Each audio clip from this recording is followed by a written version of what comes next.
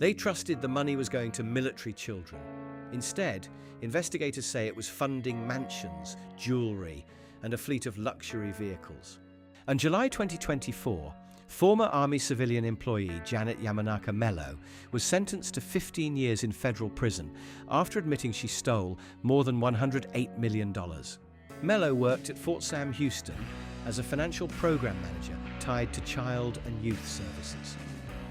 Prosecutors said she used that position to exploit a grant program meant to support military families and their children.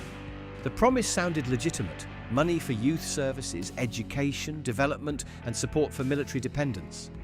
The kind of program nobody expects to become a crime scene.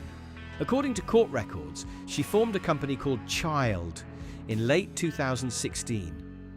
Prosecutors said the company existed for one reason: to receive grant money she fraudulently steered to herself.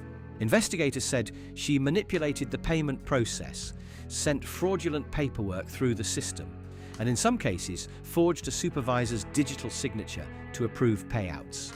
Checks were allegedly mailed not to a real operating non-profit, but to mailbox addresses she controlled. From there, the money moved into bank accounts under her control.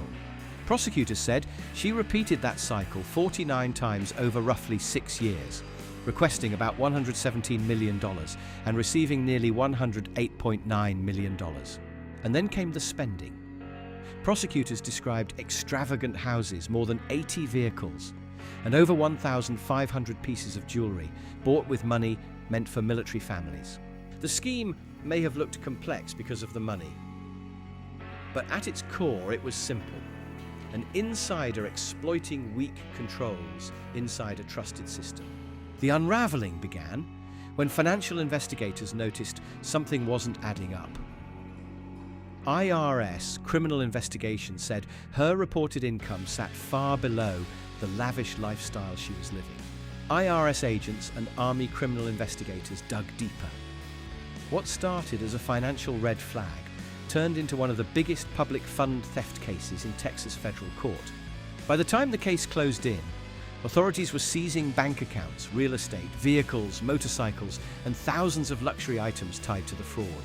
Mello pleaded guilty to 5 counts of mail fraud and 5 counts of filing false tax returns. In July 2024, she was sentenced to 180 months in prison.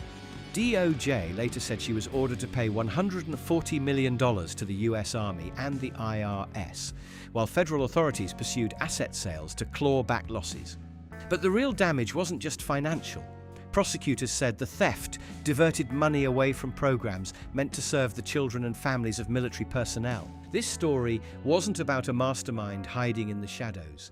It was about a trusted insider, weak oversight, and years of fraud happening in plain sight. And for every system built on trust, this case leaves the same question behind: who was watching the money?